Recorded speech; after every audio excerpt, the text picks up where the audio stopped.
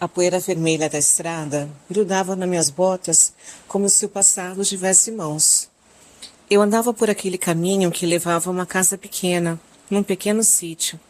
E mesmo depois de tantos anos longe dali, aquele chão ainda me reconhecia.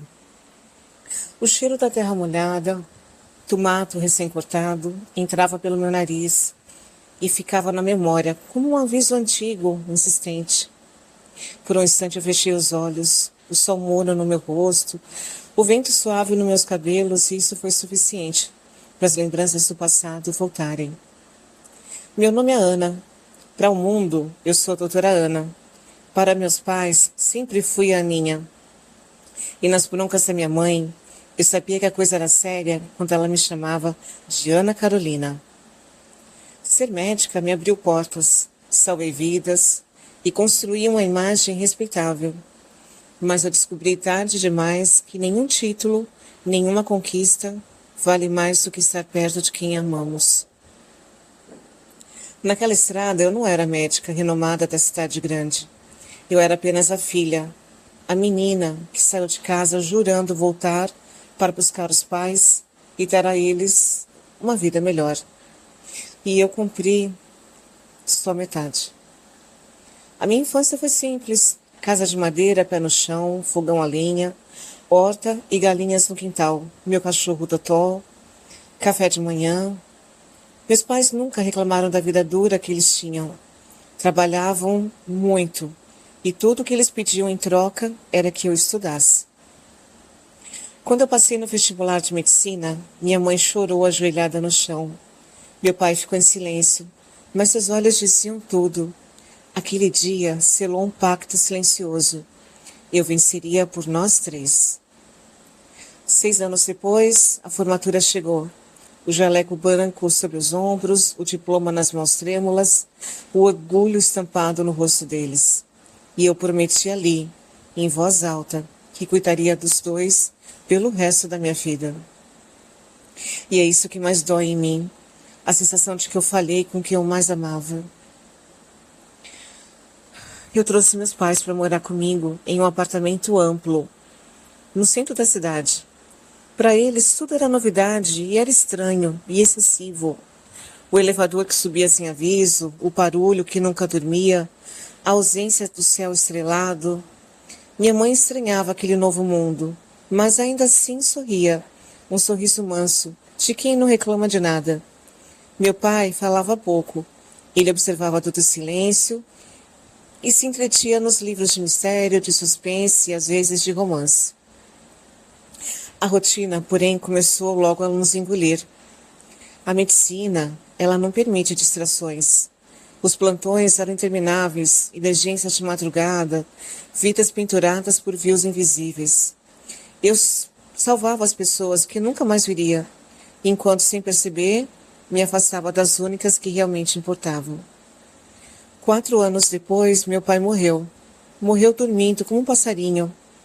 Ficamos só eu e minha mãe. E nesse momento eu diminuí os plantões para ficar mais tempo com ela. Ela sentia muita falta do meu pai. Se mudou para o apartamento do lado do nosso uma senhora de 70 anos, a dona Lúcia. Viúva também. E logo ela fez amizade com minha mãe. E ambas passavam a tarde juntas. Uma fazia companhia para a outra. Minha mãe, ativa, inquieta, começou a falar cada vez mais de uma promessa antiga. Aninha, disse minha mãe, eu estava conversando com a dona Lúcia e me lembrei que eu e seu pai fizemos uma promessa que quando você se formasse, nós iríamos até Aparecida do Norte. E agora eu preciso pagar essa promessa para Nossa Senhora. Mas mãe, a senhora não quer esperar? Eu vou tirar férias em junho. Olha só, faltam só 3 meses. E a gente pode passar uma semana inteira lá. Minha mãe estava tão animada que eu não tive coragem de negar aquela excursão. Mesmo sem ir ninguém conhecido, ela sorria como uma criança diante de uma promessa simples. A dona Lúcia, que era sempre acompanhante dela, não pôde ir, porque ela sentia muitas dores nas pernas devido às varizes. E aí, eu não tinha o que fazer. Eu decidi que sim, Mas antes eu pesquisei a empresa, procurei qualquer tipo de sinal de perigo, qualquer reclamação, qualquer alerta, nada. Não havia reclamação, não havia alerta, nada. Nada que indicasse que eu teria problema. Então eu paguei essa excursão. Hoje, passado tanto tempo, esse gesto pesa mais do que qualquer culpa que alguma vez eu carreguei. Quantas vezes eu lembrei chorando desse momento? Quantas vezes eu implorei em silêncio por uma única chance de voltar no tempo apenas para dizer: não, mãe, não é o momento. Na manhã da partida, às 7 horas, ela estava radiante. Vestia a saia azul escuro que ela gostava tanto, a blusa azul claro com a gola em crochê e as mangas compridas, como se estivesse se preparando para algo realmente sagrado. O terço enrolado na mão esquerda, depois no pulso, como um amuleto contra o mundo. Ela levava uma bolsa pequena, marrom, com os documentos e o celular que ela dizia não gostar, mas carregava apenas porque eu insistia. Na hora da partida, ela me abraçou forte. Forte demais. Beijou minha testa, voltou e me abraçou de novo. E naquele aperto havia algo que hoje eu reconheço como uma despedida. Um abraço que parecia saber que seria o último. Ela entrou no ônibus e foi a última vez que a vi. O ônibus era novo, limpo, cheio de idosos, de jovens também e algumas crianças. Vi as portas se fecharem, o motor ligar e ali, sem saber, ficou para trás a última imagem da minha mãe. E comigo ficou um silêncio que nunca mais foi embora. Às 5 horas daquele mesmo dia o telefone tocou. Eu já estava me arrumando para ir buscar minha mãe na rodoviária. Pensava no abraço, no sorriso, nas histórias da viagem. O número era desconhecido. Eu atendi sem medo, isso era comum. Doutora Ana? Doutora Ana? Disse uma voz masculina, trêmula, como alguém que carrega uma notícia grande demais. Sou eu, pois não? Houve um silêncio curto, pesado. É a sua mãe, doutora Ana. A sua mãe se perdeu. Nós não a encontramos. O chão sumiu para mim. Como assim perderam minha mãe? Minha voz congelou na minha garganta. Vocês ainda estão em Aparecida do Norte? Quando que vocês deram falta dela? As perguntas disparavam sem controle enquanto um nó na garganta se formava. Meu estômago gelou, minhas pernas tremiam, meus olhos se encheram de lágrimas. O desespero tomou conta de mim, como uma onda violenta arrancando o ar dos meus pulmões. Nós estamos saindo agora de Aparecida do Norte, dona Ana, disse o homem. A senhora precisa vir para cá imediatamente. A polícia foi acionada, mas eles precisam de um familiar para começar as investigações. Ali naquele instante eu entendi. Minha mãe não estava apenas perdida. Eu estava perdida.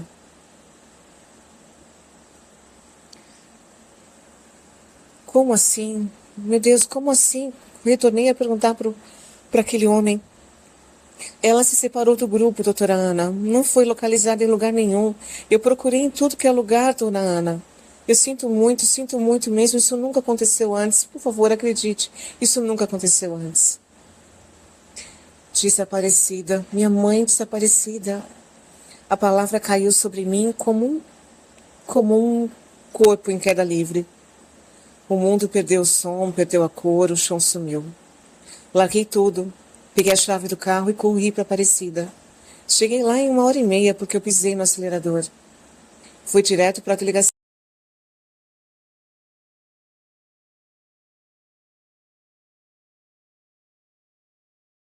porque eu pisei no acelerador. Fui direto para a delegacia, me apresentei e conversei com o delegado. E ele disse que era muito raro acontecer isso, mas que quando a cidade recebe muitos turistas, às vezes, infelizmente, pode vir alguém com más intenções. Eu fiquei olhando para o delegado e pensando quem poderia fazer mal a uma velhinha de 72 anos. A cidade da fé se tornou um labirinto de medo. Depois de horas cansativas de buscas por igrejas rodoviária, hotéis, hospital, delegacia, nada foi encontrado, nenhum vestígio, nada, nenhuma pista.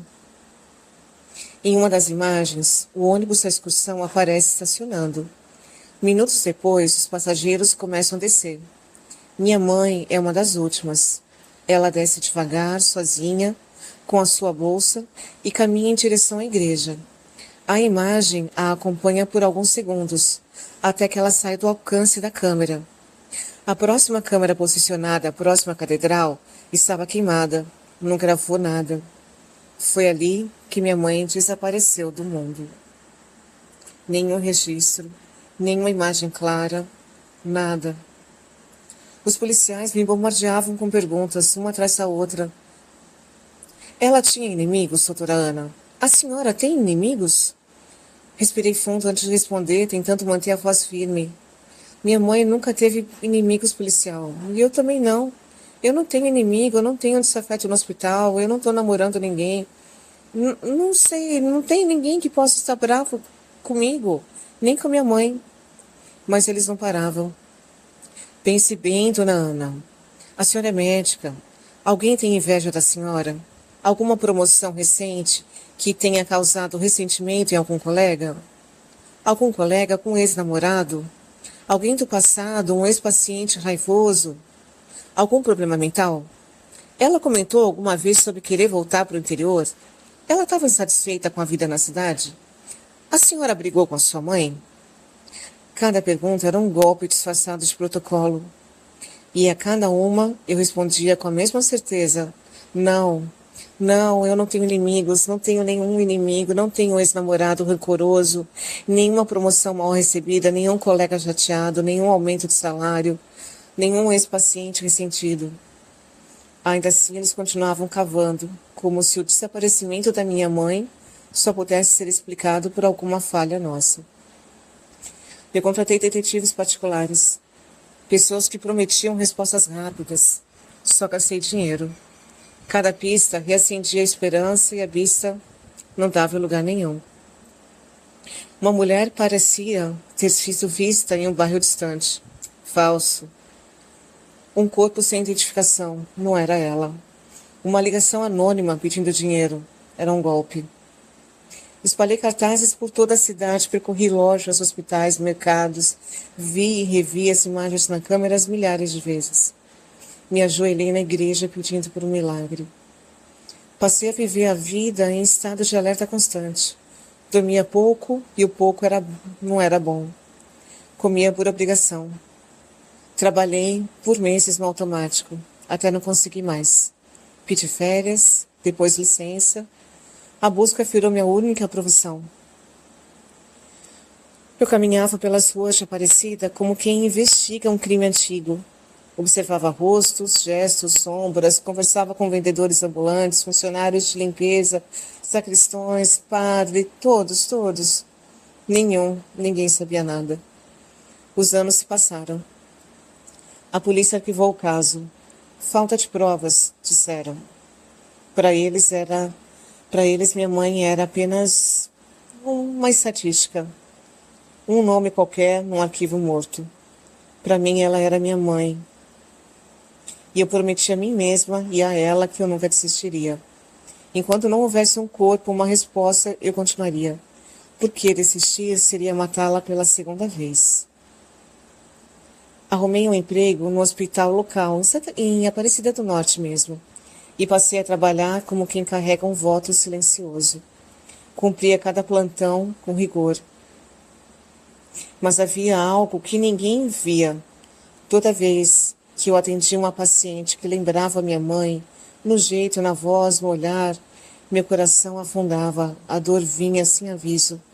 E eu cuidava delas com muito zelo. Como se ao salvar cada uma, eu pudesse alcançar minha mãe em algum lugar do mundo.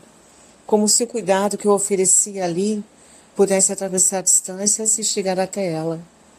Eu só desejava, com toda a força do mundo, que se alguém estivesse ao lado da minha mãe, que pudesse cuidar dela como eu cuidava das minhas pacientes.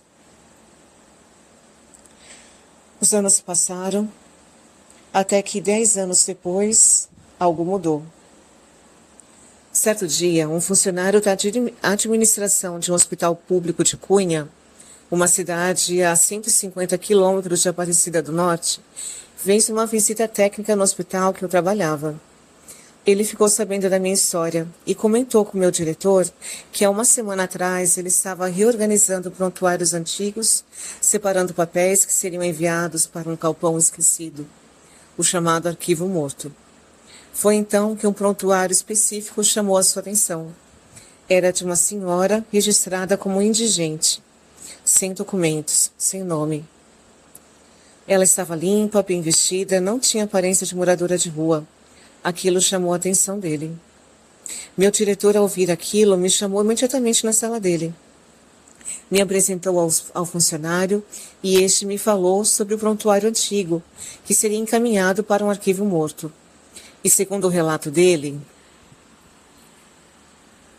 essa senhora havia sido levada ao hospital por um homem simples. Esse homem disse que estava sentado em uma padaria quando viu descer do ônibus de excursão uma senhora que ele não reconheceu. Ele era o vendedor das passagens para a Aparecida do Norte. Conhecia todos os passageiros, mas não aquela mulher. Ele não tinha vendido bilhete para ela. Ela caminhava com muita dificuldade. O rosto parecia torto, os olhos perdidos. Ela tentou falar, mas não conseguia formar palavras. O homem ficou assustado, sentiu que algo estava muito errado. Colocou ela no carro e levou imediatamente ao Hospital Municipal de Cunha. Ao chegar lá, explicou a situação ao enfermeiro. E a resposta foi rápida, quase automática. Não se preocupe, senhora, ela será levada para a emergência. Parece um AVC. Meu coração disparou. Pedi ao meu diretor licença para me ausentar por alguns dias. E fui para Cunha. Ele, assim como todos no hospital, conheceu a minha história. Sem dizer muitas palavras, me concedeu imediatamente 2 semanas de licença. Um gesto de humanidade, que naquele momento não significava descanso, apenas mais tempo para a minha dor. Eu não tinha vida social, quase nunca tive, e com frequência eu trocava folgas com os colegas e trabalhava semanas seguidas, sem parar. O trabalho era minha terapia. Era a única coisa que me mantinha de pé. Era ali, entre os plantões, os corredores brancos, que eu conseguia respirar. Minha casa servia apenas de dormitório. Os armários da cozinha permaneciam vazios, como se refletissem o que havia dentro de mim. Nas poucas folgas que eu era obrigada a cumprir, eu voltava sempre aos mesmos lugares, passeando pelas mesmas ruas de Aparecida, conversando com as mesmas pessoas. Alguns conversavam comigo por piedade, outros por compaixão mesmo.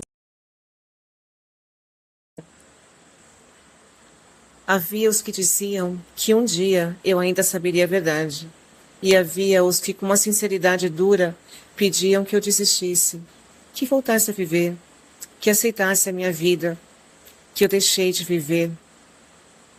Mas como se volta a viver quando uma parte de você ficou perdida? Não tem como. Pois bem, fui para Cunha, solicitei acesso aos arquivos antigos da época em que minha mãe desapareceu, e lá estava o prontuário físico que o funcionário me falou. Páginas amareladas, empoeiradas. Data da entrada, o mesmo dia do desaparecimento da minha mãe. Diagnóstico, AVC. Paciente, sem identificação, indigente. Descrição física, a enfermeira descreveu minha mãe, mesmo as roupas que ela usava quando saía de casa.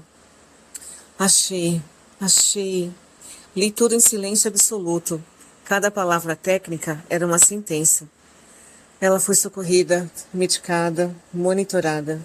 Dias depois, o óbito. Sem família localizada, foi sepultada como indigente. As lágrimas vieram, mas não como eu esperava, vieram misturadas com alívio. Ela não sofreu. O prontuário era cuidadoso, detalhado, frio na linguagem técnica, mas estranhamente humano nas entrelinhas. Entre números, horários e termos técnicos, uma frase escrita à mão pela técnica de enfermagem tocou meu coração. Paciente tranquila, segurei sua mão nos últimos suspiros. Chorei muito, chorei como filha, não como médica. Chorei porque pela primeira vez em anos eu descobri o que aconteceu com minha mãe. Minha mãe não morreu sozinha, não morreu abandonada, não morreu com dor. Ela foi acolhida. Alguém esteve com ela, alguém a tratou com respeito, com cuidado, com dignidade. Uma pessoa que nem a conhecia, mas que foi humana o suficiente para segurar a mão dela quando o seu mundo se apagou. Naquele instante, senti um peso imenso sair do meu peito, como se finalmente eu pudesse respirar sem culpa. Fui atrás de respostas, tentando costurar as pontas soltas daquela história, e então descobri que, infelizmente, o homem que a levou ao hospital em Cunha já havia falecido há quase 10 anos. A técnica de enfermagem que a acolheu não trabalhava mais no hospital e ninguém sabia para onde ela tinha ido.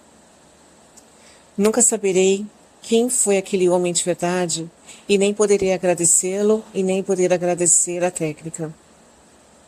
Aquele homem e aquela moça, aquela técnica, apareceram por instantes, num dos momentos mais frágeis da vida da minha mãe, e depois desapareceram para sempre, como se tivessem sido enviados apenas para cumprir aquela missão. Até hoje eu não sei o que a fez entrar no ônibus errado.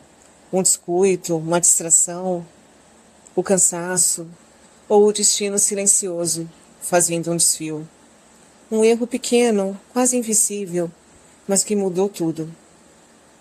Com o tempo, eu aprendi que nem todas as respostas nos são dadas. Algumas histórias não se fecham com explicações, só com aceitação. E talvez aquele homem não precise mais ser agradecido em palavras. Talvez aquela técnica não precise mais ser agradecida em palavras, só em oração, e eu rezo muito por eles, para que onde eles estejam, que estejam muito bem. Talvez o agradecimento mesmo seja no fato de estarmos aqui, de seguirmos em frente, carregando a vida que Deus nos ajudou a preservar.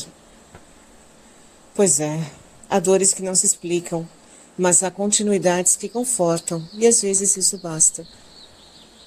Eu visitei o cemitério simples onde ela foi enterrada, levei flores, silêncio e pedi perdão por não ter estado lá. Agradeci por ela ter sido cuidada quando eu não pude estar ao lado dela. Fui na administração do cemitério, preenchi os papéis para o traslado do corpo da minha mãe para o cemitério da minha cidade natal, onde o corpo do meu pai estava sepultado. Ali, respirei fundo novamente. A verdade não trouxe justiça nos moldes que eu queria. Não teve culpados, manchetes, condenações, mas trouxe algo muito maior, a paz. Hoje eu sigo sendo médica, mas escolhi voltar para a cidade onde eu nasci, onde aprendi a andar, a sonhar e a nunca desistir. O hospital onde trabalho é bem menor, mais calmo, menos urgente, e pela primeira vez em muitos anos eu posso dizer que estou em casa. Comprei um apartamento simples perto do trabalho e nas folgas, como hoje, eu retorno ao lugar onde eu cresci. O pequeno sítio, à beira de uma estrada empoeirada, ainda está lá. A família que mora ali se tornou minha família também. Pessoa simples, de fala mansa e coração aberto. E quando a saudade aperta demais, eu caminho pela estrada de barro. Deixo o sol morno tocar meu rosto e permito que o vento bagunce meus cabelos, como fazia quando eu era criança. Continuo sozinha. Não por falta de opção, mas por escolha mesmo. Meu coração, por enquanto, encontrou repouso. E só o fato de eu ter trazido o corpo da minha mãe para descansar no jazigo da nossa família, aqui na nossa cidade, já me basta. Já me acalma. Já me devolve algo que pensei ter perdido para sempre. Aprendi que nem todo desaparecimento e abandono, às vezes, é só o destino. E quando a poeira da estrada insiste em grudar nos meus sapatos, eu deixo, porque agora eu sei exatamente onde meus pais estão. E finalmente eu posso descansar.